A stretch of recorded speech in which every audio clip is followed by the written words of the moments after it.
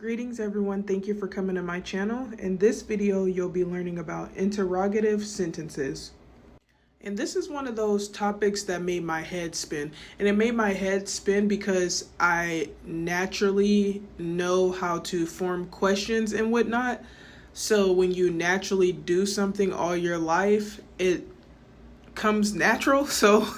Or it comes naturally, so it's kind of hard to explain. I had a friend in middle school, and one day she was trying to translate Spanish to English for somebody because she spoke Spanish. And she was like struggling to translate the Spanish to English.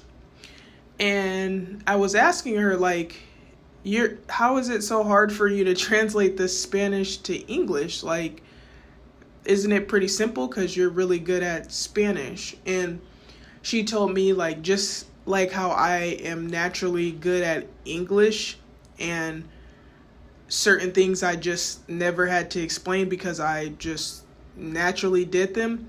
So she was pretty much having the same issue, and that put everything into perspective for me. I'm like, okay, now I see what my friend was talking about at the time.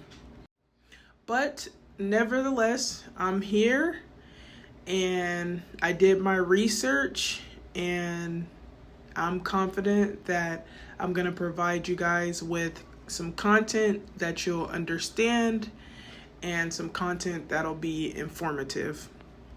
But before I get started, I just wanted to thank you guys for all of your love and support. Thank you to everyone who's been liking my videos. Well, first and foremost, thank you to everyone who's been watching my videos. Thank you to everyone who's been sharing my videos. And I would say commenting, but we're working on that. But it's okay if you don't comment on my videos. But I would love you guys' feedback. So feel free to leave positive feedback or constructive criticism. I'd really appreciate that. And if you have any video ideas, or if there's something that you want to learn, or something that you want me to explain more, and feel free to let me know, and I'll be happy to do that. And yeah, I'm happy to have you guys. Thank you guys so much for coming. Now let's get to the video. Okay, so interrogative sentences are used to ask questions, always need a question mark at the end, and are used when you want more info about something or someone. And why is it pronounced interrogative? It looks like it's interrogative. Okay, so common question types, and I'll be discussing all of these in this video. There's yes and no questions. Well, yes or no questions. There's WH questions, and this also includes how, who, what, when, where, and why and how. And there's choice questions and tag questions. So first we have yes and no questions. Well, yes or no questions. And we ask yes or no questions when the answer is yes or no. For example, are you going to work today? That's a yes or no question. So the formula for forming these questions is auxiliary verb plus the subject plus the main verb or verb phrase. And an auxiliary verb is also known as a helping verb. And auxiliary verbs are verbs like do in all its forms, have in all its forms, and be in all its forms. And also modal verbs. Those are also considered helping verbs.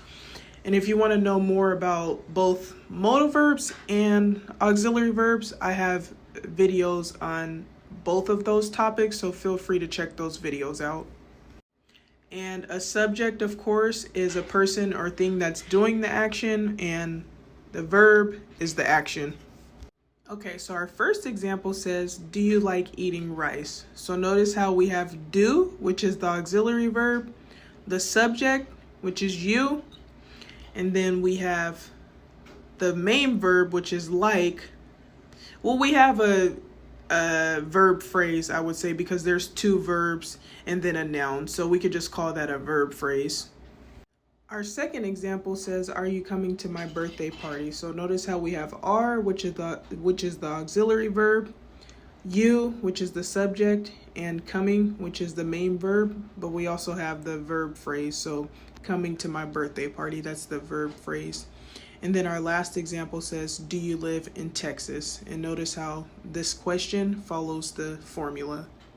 Next, we have WH questions, including how. So who, what, when, where, why, and how. And the formula is the WH word, or how, plus the auxiliary verb, plus the subject, plus the main verb or the verb phrase. So our first example says, where do you live? So notice how we have the WH word, which is where, and then we have the auxiliary verb, which is do. We have the subject, which is you, and then we have the main verb, which is live. Our second example says, when is your birthday? Well, B-day, but that means birthday. So we have our WH word, which is when. We have our auxiliary verb, which is. Then we have our subject, which is your. And then we have birthday, which is it's just a part of the verb phrase, your birthday, or is your birthday, excuse me. And then we have our last example, which says, why are you yelling at me? And notice how this also follows the formula. Next, we have choice questions. For example, would you like apple juice or orange juice? So the formula is auxiliary verb plus the subject plus the main verb or the verb phrase and the rest of the sentence. This is random, but sometimes when I slur my words or mess up with something, I'll just leave it in there instead of editing it because I just want you guys to know I'm human. Okay, so our first example says, do you like grapes or strawberries? So notice how we have do, which is our auxiliary verb, our subject, which is you, our main verb, which is like. Well, let's just say verb phrase because it says like grapes or strawberries. So that's a verb phrase. But notice how we also included or because it's a choice question. So we have to make sure we have two or more choices, Our second example says, do you want to walk or drive? So we have our auxiliary verb, which is do, our subject, which is you, our main verb, which is want, or shall I say our verb phrase, want to walk or drive. And notice how we also included both of our choices because this is a choice question. So we got to make sure the or is always there. And our last example says, does he want a book or a backpack? And notice how this example also follows the formula. Next, we have tag questions, and tag questions are kind of weird because it's like a statement mixed in with a question. Like you're kind of trying to confirm something that you said. For example, you're not scared of spiders, are you? So you kind of like know that this person isn't scared of spiders, but you're trying to confirm it. So there's negative tag questions and there's positive tag questions. So we're going to start with the formula for negative tag questions. So with negative tag questions, you need a positive statement. And then it's the opposite for positive tag questions. You need a negative statement. Okay, so we're going to start with negative tag questions. So our first example says, you're from Mexico, aren't you? So notice how the statement is positive, but the question is negative. Our next example says, my sister is beautiful, isn't she? So notice how the statement is positive, but the question is negative. And our last example says, it's cold outside, isn't it? So notice how the statement is positive and the question is negative. Next, we have positive tag questions. And remember, for positive tag questions, we have a negative statement and then the question is positive. Well, the tag question is positive. So our first example says, you don't like salmon, do you? So notice how the statement is negative, but the tag question is positive.